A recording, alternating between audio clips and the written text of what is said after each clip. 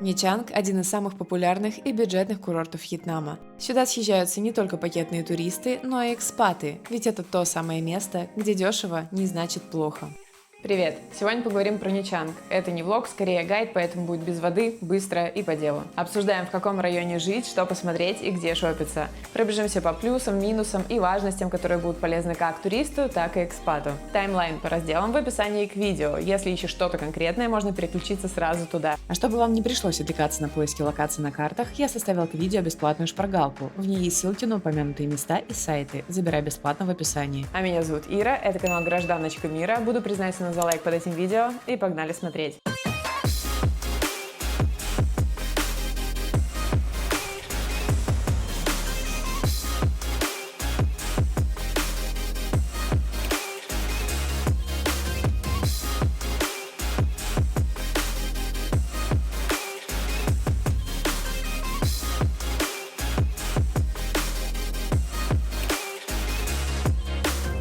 Давайте для начала разберемся с географией. Нячанг находится в центральном Вьетнаме на побережье Южно-Китайского моря. Население города около 400 тысяч человек. Высокий сезон здесь летом, а зимой тоска зеленая да волны с ветрами. В другие сезоны как повезет, но чем ближе к зиме, тем менее приятно. Жить нормально круглый год, но пляжный отдых лучше планировать на лето или начало осени. Аэропорт находится в соседнем селении, городке Cam Ranh. Ехать от аэропорта до самого туристического эпицентра на такси минут 40 и обойдется поездка в 10-12 долларов. Сам город условно делится на три части – юг, центр и север. На юге мало туристической инфраструктуры и живут по большей части местные, зато цены более чем адекватные. Для долгосрочного тихого пребывания почему бы и да, но туристу будет скучновато. В центре много пакетного туризма и есть все для него. Здесь городской невероятно длинный пляж, куча кафе, самый нужный гипермаркет Лотте и туристический рынок Чодам. Вся движуха в центре. Если вы приехали на пару недель, смело выбирайте этот район. Многие экспаты тоже выбирают центр, но в основном те, кто за движ. На севере же собралось большое количество товарищей-долгосрочников. Вот тут находится человейник под названием Океанус, в котором крайне удобно проживать. И здесь самое большое сосредоточение русскоговорящих ребят. Мы тоже жили на севере, но на крайнем, чтобы потише и подальше. На севере цены существенно ниже, чем в центре. Больше локальной недорогой кухни, дешевые спортзалы, небольшие локальные рынки и прочие житейские радости.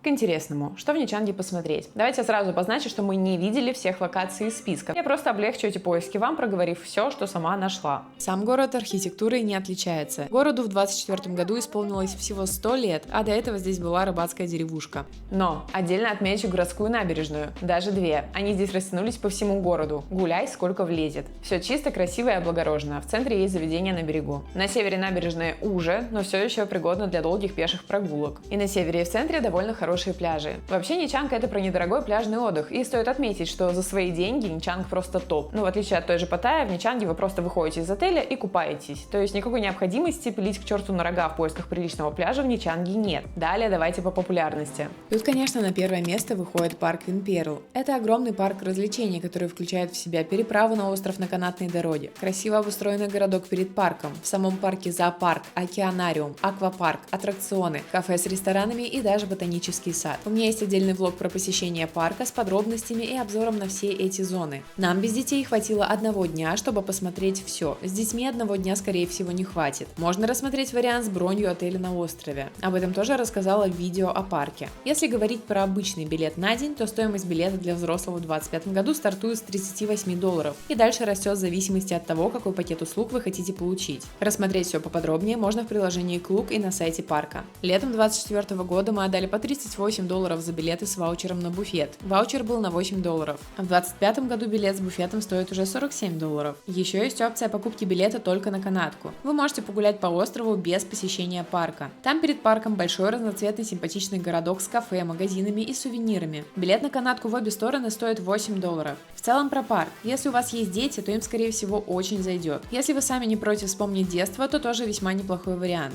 Кстати, в отличие от аналогичного парка на Фукуоке, здесь канатка, зоопарк парк, аквапарк и сам парк развлечений включены в один билет. На Фукуоке это все разные мероприятия в разных местах и обходятся прям подороже. Из древности в Ничанге есть Чамские башни. Это часть храмового комплекса, возведенного здесь более 1000 лет назад. Вход стоит чуть больше $1. Территория не супер большая, но красивая и ухоженная, есть где нафоткаться. Мы ходили рано утром, и это отличное время, потому что автобусы с туристами еще не подоспели. Единственная беда, мы не застали выступления местных артистов. Вроде как в течение дня перформансы проводят каждые минут 30, ну или около того. Но мы все равно сильно не огорчились и ждать не стали.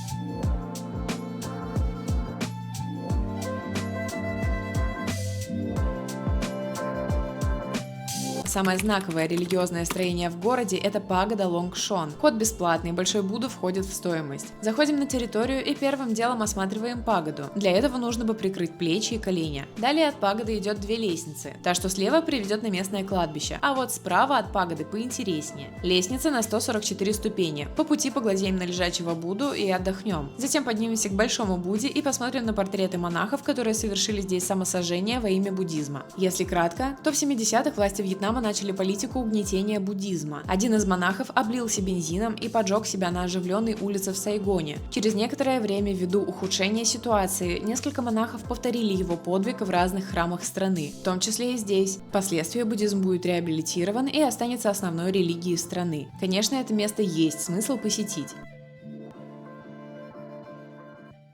Неподалеку от Ничанга есть интересное местечко – водопады Бахо. Возможно, не стоит сюда ехать в конце сухого сезона, так как водопад мы не посмотрели, он попросту пересох. Судя по комментариям экскурсионной группы, которую мы там застали, при покупке экскурсии их никто об этом не предупреждал, но вы-то теперь знаете. Несмотря на засуху, место нам очень понравилось. Это ухоженная парковая территория, на котором есть природные бассейны и небольшие водопады. Все это дело подходит для купания. При входе гостей встречает лесной парк с кафе и фотозонами. Гулять одно удовольствие. Кроме прочего, сама прогулка с элементами скалолазания. Мы ребята спортивные и очень любим полазить по горам. Для нас трекинг показался простым и быстрым, но неподготовленные посетители пишут про сложности восхождения и мышечные боли на следующий день. Там есть оборудованная тропа по камням, натянутые канаты и даже есть поручни. Прям молодцы, кстати, действительно заморочились и хорошо сделали. На 2-м уровне водопада можно попрыгать с тарзанки. Мы же забрались на 3-й и тусили там. Из прикольного нас облепили пилинговые рыбки и обжирали с нас обгоревшую кожу. Мы приехали почти к открытию, и люди начали подтягиваться только часам к 11. До этого мы были почти одни. Если есть возможность поехать без экскурсионной группы, лучше так и поступить. Так вас никто не будет подгонять, и вы сможете устроить, например, пикник у реки. Здесь много тенистых уголков, прохладнее, чем в городе, и можно провести у воды не 1 час. Если выберете дорогу на водопады вдоль моря, то еще и красивые виды захватите. Билет нам стоил $5,5. В свежих отзывах пишут про 6.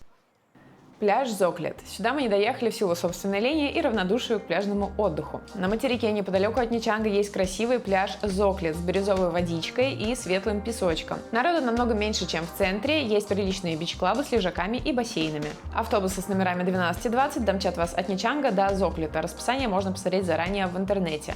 На такси добраться, конечно же, тоже можно. Кстати, если планируете такие дальние поездки на такси, рекомендую в русскоязычных чатах в Телеграме искать попутчиков. Таким образом, можно очень нехило экономить на поездках. Вообще-то в Ничанге пляжи красивые и довольно пейзажные, но ради разнообразия почему бы не съездить. Еще в Ничанге есть такое популярное развлечение, как комплексы с грязевыми ваннами и минеральными бассейнами. Итак, грязевые ванны в Ничанге или около него. Комплексы Цхабба, 100 яиц и Айрезот. Мы по отзывам собирались в Айрезот, но когда мы собрались, там что-то ремонтировали, и мы туда так и не доехали. Но у них есть программы с разным набором услуг и даже какой-никакой аквапарк, а значит зависнуть там на денечек точно можно. Стоимость посещения всего лишь от $7, и, по-моему, это максимально годное предложение. Кто был, рассказывайте в комментариях, как оно вам. Также имеет смысл доехать до соседних городов и курортов. Очень популярное направление — горный городок Далат, и у меня есть оттуда 2-дневный влог. Мы ездили сами, на автобусе, дорога занимает часа 3. Жилье там вообще недорогое, а место интересное и сильно отличается от Ничанга. Вокруг города красивая природа, водопады, всяческие плантации и поля. Если есть возможность в Далате взять скутер, рекомендую ехать без экскурсии и посмотреть посещать интересные места вокруг Далата, как сделали мы. Без скутера можно и экскурсию из Ничанга взять. В самом Далате тоже много классных, интересных локаций. Место действительно стоящее, присмотритесь. Муйне и Фантьет тоже находятся относительно недалеко.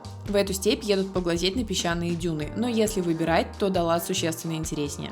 Кстати, самый простой, бюджетный и, я бы даже сказала, удобный способ передвижения по Вьетнаму – это автобусы. Для межгорода на дальние расстояния курсируют слипер-басы. Это автобусы со спальными местами, некоторые даже с туалетами внутри. Предложений по автобусам обычно очень много, и удобнее всего их бронировать на сайтах Vixair и 12Go Asia. Поговаривают, что на Vixair можно забронировать билеты с оплатой наличкой водителю, но поскольку у нас есть карта иностранного банка, мы этой опцией никогда не пользовались и оплачиваем всегда заранее. Также билеты можно купить за наличку в любом городе у агентов, которые занимаются продажей билетов и экскурсий. Еще один вариант, как провести деньги, если вы в Ничанге – поездка в Камрань, ближайший из городов. Мы начали с дальнего ее угла, дабы посмотреть, что там с красивыми видами, но вообще так далеко можно было не ехать. Друзья, мы с вами приехали в такую довольно небанальную локацию, это овечья ферма. Но устроена она таким образом, что вы этих овечек можете не только кормить, но еще и гладить, и даже тискать, посидеть с ними, пообниматься с ними. Если кратко, то это такой трогательный зоопарк с красивыми фотозонами. Вход стоил всего $2. Животные не вонючие, ухоженные, на входе дают чем их покормить. Ехать конкретно за этим сюда далеко и накладно. Такая же ферма и даже побогаче есть ближе к Ничангу.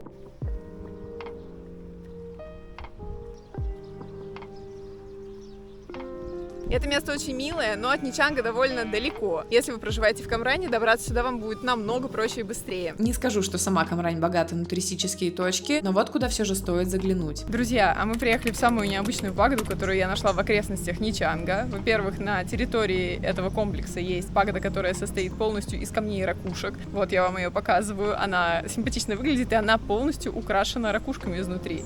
Это довольно-таки необычно. Мы видели очень много пагод, но вот конкретно такой еще нет. Не сказать, что это какой-то супер восторг, просто это как минимум необычно. И если вы где-то неподалеку, то стоит сюда заехать, потому что это действительно выглядит иначе, не как другие буддистские пагоды. Но это не самое необычное. На территории комплекса также есть дракон. Это не просто открытая пасть дракона, внутри которой нужно сфотографироваться. Нет-нет, это вход в лабиринт. Точнее, даже не лабиринт, а тоннель. По сути, это тоннель внутри 500-метровой статуи дракона. Вроде как монахи проходят этот путь воина с закрытыми глазами. Все бы ничего, но одни отзывы восторженно пишут о летучих мышках, а другие о 40-сантиметровых крысах и почти таких же тараканах. Более того, досрочного выхода из этого лабиринта нет, и если вы в него зашли, вам нужно пройти его до конца, ну либо, я так понимаю, разворачиваться и топать обратно, через те же летучих мышей и крыс. В общем, если вам очень хочется попробовать ада на земле, то вот, пожалуйста, приезжайте, развлекайтесь. Вход на территорию комплекса совершенно бесплатный, здесь есть еще симпатичные зоны, где тоже можно пофотографировать. Выглядит это все не супер вылизано, но, мне кажется, тем даже и приятнее.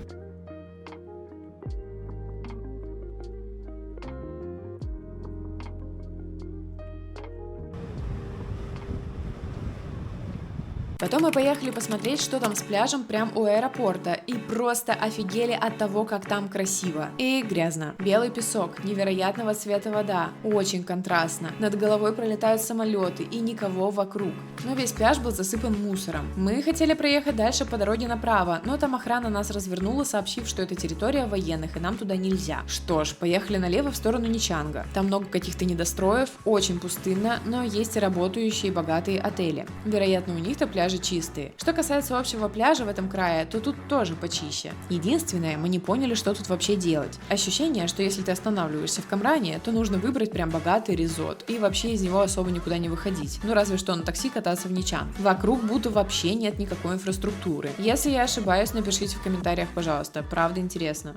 А сейчас расскажу про менее популярные достопримечательности, но и там попадаются восторженные отзывы, потому, возможно, и вам из списка что-то приглянется. Сад камней и художественная экспозиция перед ним. Здесь можно послушать небольшое музыкальное представление ответов на локальных инструментах и потом спуститься к воде. У воды на пляже большие каменные глыбы, и вот это и называется садом камней. Вообще-то мы были немного удивлены, когда узнали, что это прям достопримечательность, куда автобусами привозят туристов на городских экскурсиях. Вход стоит $3. Мы прожили 3 месяца на севере Ничанга, где и находится этот сад камней, и ни разу так туда и не дошли. Трекинг на горе. Такая опция есть все на том же севере. Туда можно подняться, чтобы встретить красивый рассвет, или прогуляться уже после часов 3, потому что в разгар дня вас там просто испепелит солнце. Если пойдете, выбирайте спортивную обувь, потому что там сыпучая почва и мелкие камушки. Вообще в городе еще есть красивые пагоды и даже католические соборы. Я думаю, вы их найдете и самостоятельно, просто гуляя по центру города. Но есть еще необычная пагода, про которую в принципе мало кто знает. Она находится на севере, добраться туда можно на маленькой бесплатной платные лодочки. Но капитану судна рекомендуется задонатить немножечко чаевых. Это пагода на острове Хондон. В принципе, ничего особенного, но как необычный опыт, наверное, сойдет. Одна девушка в отзывах пишет, что с 10 до 10:30 застала там молитву, а на подобные обряды всегда интересно посмотреть. Также у вас есть возможность попасть на представление в местный театр. Отзывы спорные. Билеты стоят 14, 16 и 20 долларов в зависимости от выбранного места. Понять смысл этого спектакля у вас, скорее всего, не получится, но будет весьма симпатично. Сам театр красивый, можно погулять вокруг, наделать симпатичных фотографий. Находится он севернее самого севера. Пешком идти очень далеко. Если вы поедете на такси, возможно, обратно будет не очень просто это такси вызвать. Еще имеется музей океанографии. Находится в южной части на материке. Мы шли смотреть много красивых окаменелостей, но под прикрытием музея здесь просто устроили банальный аквариум. И вообще-то довольно печальный. Если хотите показать ребенку, как не стоит относиться к животным, то музей океанографии – отличное место для посещения. Довольно крупные особи акул, скатов и крокодилов живут в совершенно неподобающих условиях. Все старое, аквариумы грязные. Если вы планируете посетить местный парк развлечений Винвандерс, то сюда идти точно нет смысла. В парке есть аквариум куда приличнее. Вход в этот музей стоит $1,5. Есть восторженные русскоязычные отзывы, но все мы люди разные. И за городом на острове есть еще один аквариум 3 Нгуен.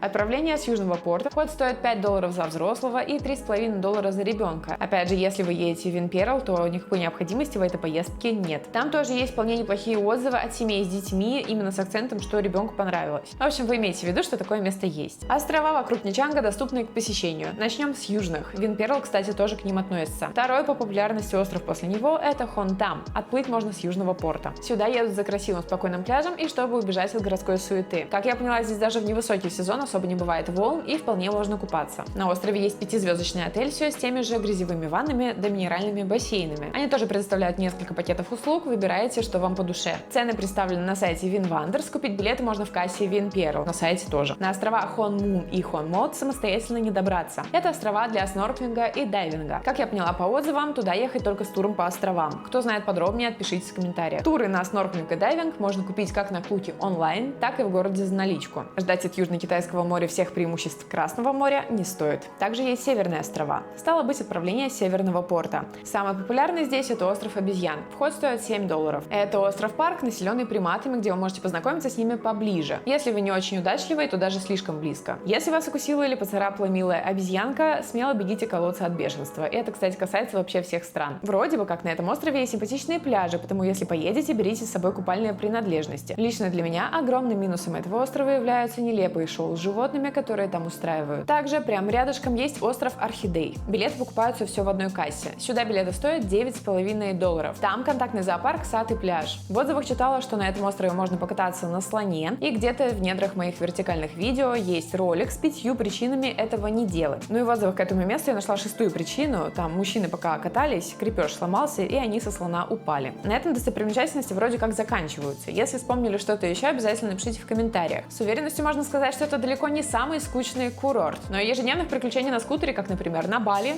в Нячанге у вас, скорее всего, не будет. Но в целом отдохнуть пару недель с активностями средней интенсивности очень даже можно. Следующая тема, которую мы затронем – еда. Про кухню здесь можно говорить бесконечно, и вы можете найти немало рекомендаций в интернете, что попробовать во Вьетнаме. Еда в основном не острая, весь перец обычно стоит на столе, и вы сами решаете, сколько сыпать. Мы за полгода во Вьетнаме ели в буфетах, у местных и даже на обычном рынке. Ни одного отравления или какого-то дискомфорта. Зато от туристов из туристических зон отзывы иногда поступают иные. Потому есть готовую лангусту на пляже я не рекомендую. Старайтесь выбирать заведения по свежим отзывам и рекомендациям. Воду из-под крана пить тоже не стоит. Переживать за то, что вам не понравится местная кухня и вы будете слоняться голодным, не нужно. Здесь много кафе и ресторанов на любой вкус и цвет. В центре есть даже заведение «Узбечка», чтобы туристы стран СНГ могли душ на лагманах отвезти. Русской кухни тоже полно. Но еще в Нячанге много безлимитных буфетов по совершенно неприлично низким ценам. Например, мы были в Далат-буфете. Вход стоил $10,5 за человека. Нам дали столик с видом на море, принесли жаровню и набор из морепродуктов. Плюс мы пошли на шведский и изрядно нагребли еды еще и там. Была и готовая еда, и свежее мясо с морепродуктами. Ребята, это огонь. Напитки безлимитные, а любителям пива на стол приносят пивную башню. Сиди себе там сколько влезет. Нам прям понравилось. Таких буфетов в Нячанге несколько. В некоторых по вечерам на гриле зажаривают крокодилов и питонов. Если бы мы были в Нячанге в отпуске, только буфеты так бы вечерами и зависали. Теперь про шопинг. Хорошая новость. Во Вьетнаме есть система с возвратом НДС за товары свыше $80. Плохая. В Ничанге почти нет магазинов, которые готовят документы для возврата НДС. Но на всякий случай все равно расскажу. Покупаем дорогую вещь, просим оформить документы для возврата НДС. Продавец должен направить данные о покупке в таможню, а вам дать документы для возврата. Для этого понадобится ваш паспорт. Чтобы данные дошли до таможни, покупайте за несколько дней до вылета, но не ранее, чем за 30 дней. То есть купить что-то за 2 месяца до вылета и получить возврат НДС нельзя. Если вы умудрились найти магазин SWAT Refund, а здесь это именно так называется, то товары до вылета распаковывать нельзя. Дальше в аэропорту товары берем вручную кладь и уже после досмотра ищем эту стойку VAT Refund. Возврат наличными. В Хошимине, например, возвращают сразу в долларах. Я искала в Ничанге магазины техники с возвратом налога, заходила во все подряд и везде получила вежливый отказ. Дело было летом 24-го. Тем не менее, некоторая техника здесь действительно дешевле, чем, например, в России, и, возможно, будет выгоднее приобрести что-то здесь. Чтобы понять, что сколько стоит, посмотрите сайты вот этих магазинов. Касаемо одежды. Во Вьетнаме действительно шьют много брендов, но на экспорт. В Ничанге брендовые магазины есть, но их не так уж и много. Наверное, основные места, к которым стоит присмотреться, это Lotte Mart и Ничанг Центр. Здесь есть всяческие Adidas, Puma, Nike и еще несколько популярных брендов. Находятся эти ТЦ рядом друг с другом в самом туристическом эпицентре. И вот магазины в Lotte, возможно, могут дать документы для возврата налога. Также в центре города в качестве вечернего развлечения работает Night Market, увы, без еды. Здесь по двойной цене продают все то, что утром купили на рынке Чодам. Если чувствуете, что цена явно завышена, просто торгуйтесь. Цены называют сразу умноженные на 2, а то и на 3, поэтому не стесняйтесь. А вот рынок Чодам уже поинтереснее. Например, самые дешевые небольшие чемоданы по $10, а значит, если торговаться, то еще дешевле. Если бы мы летели отсюда домой, я бы купила чемодан и набила его сушеным манго. Он здесь просто бесподобный. Продается на первом этаже рынка на развес. Нормальная цена 1100 за килограмм. Торгуйтесь. Мы ни разу не покупали дороже 100, хотя начинают они иногда со 150 и даже 200. Просто идите к другому продавцу, там этих сухофруктов целый этаж. Здесь же смело закупайтесь конфетами и чаями. Кофе мы покупаем в Lotte Mart. Там, кстати, тоже местные товары и продукты можно посмотреть. А еще на Чодаме многие продавцы говорят по-русски. Выбор мяса, рыбы, овощей и фруктов там тоже богатый. Одежду во Вьетнаме на рынках лично нам очень сложно покупать. Почему-то тут в основном весьма сомнительного качества ткани. Иногда удается отыскать что-то в магазинчиках вот на этой улице, но тоже с трудом. Я не знаю, что отсюда вывозят туристы целыми чемоданами. Возможно, подделки под кроксы. А на севере города есть большой рынок Винихай, но он не такой туристический. Ехать намеренно из центра бессмысленно. Там все те же плохие ткани и ничего прям интересного вы не найдете. Здесь много продуктов для готовки. Цены не сказать, что сильно ниже обычных маленьких локальных рынков. Ну то есть, если вы живете на севере и таритесь с продуктами сразу на неделю, то вариант хороший. Всякая домашняя утварь здесь тоже продается. В остальном делать тут особо нечего.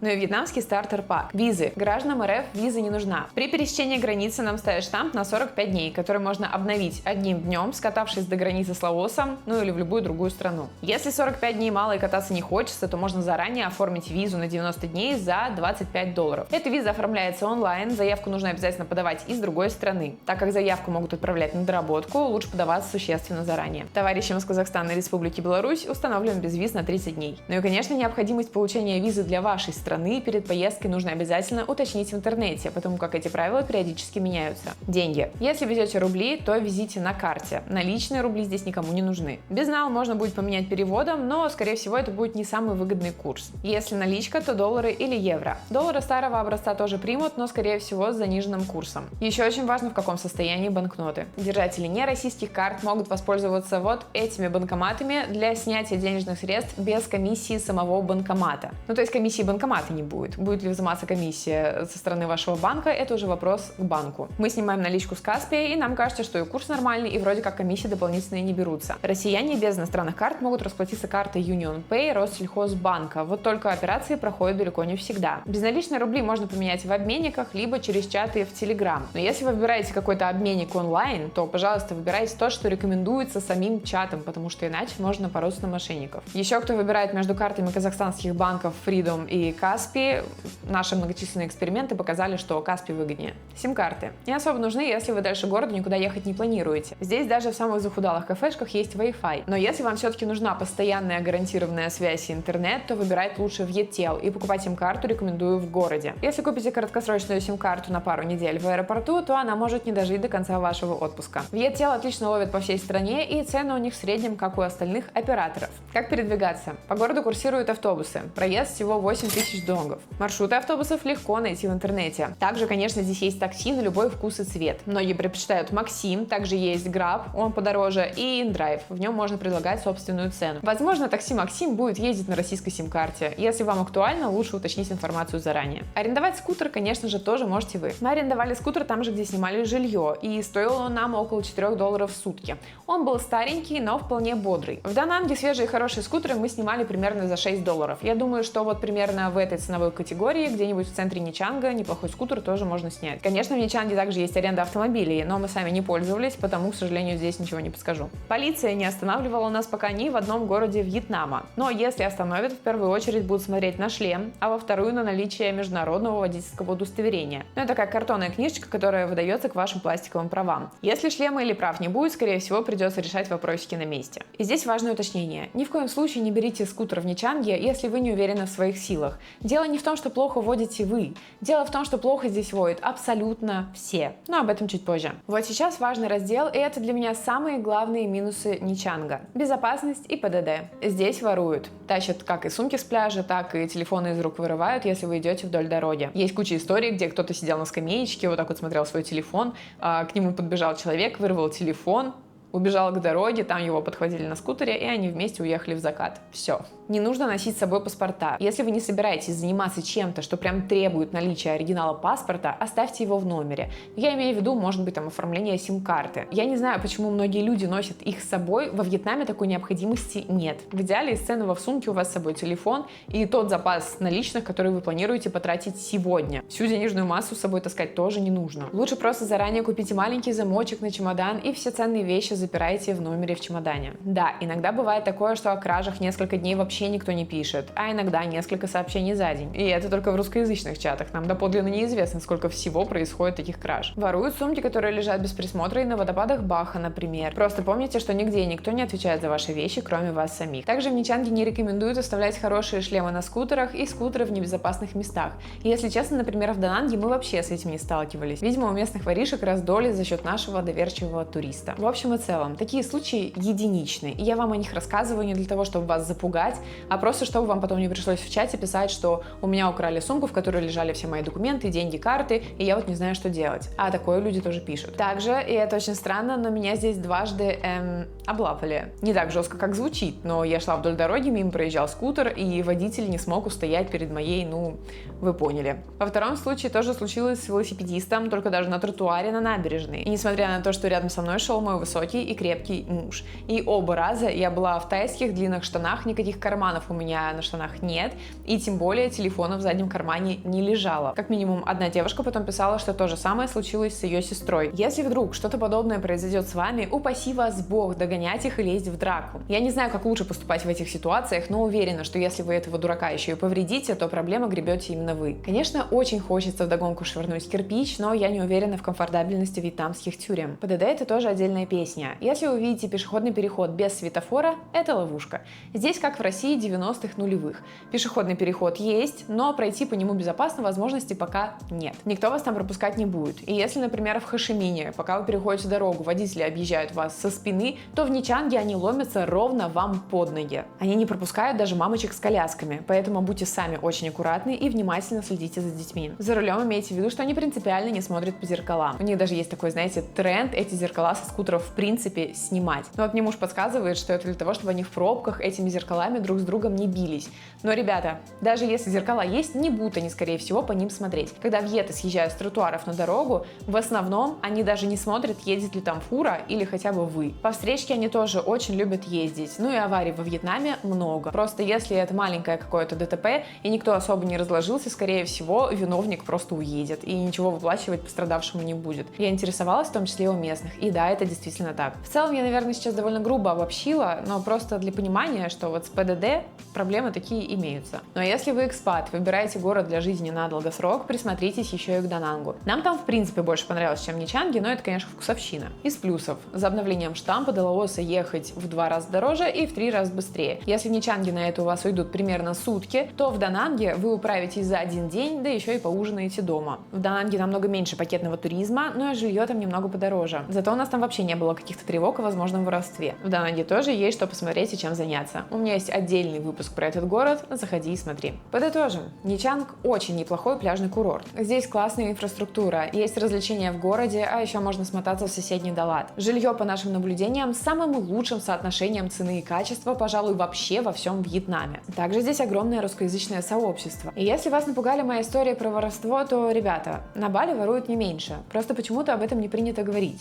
Так что ничего бояться не нужно, просто внимательно следите за своими вещами. Ну а у меня на этом все. Спасибо, что досмотрели видео до конца. Я надеюсь, что вам было полезно, красиво и интересно. Если так и есть, то лучшая обратная связь для меня — это ваш лайк, комментарий и, конечно, подписка. Смотрите и другие мои видео про Вьетнам, да и не только про него. А я с вами прощаюсь. Пока-пока.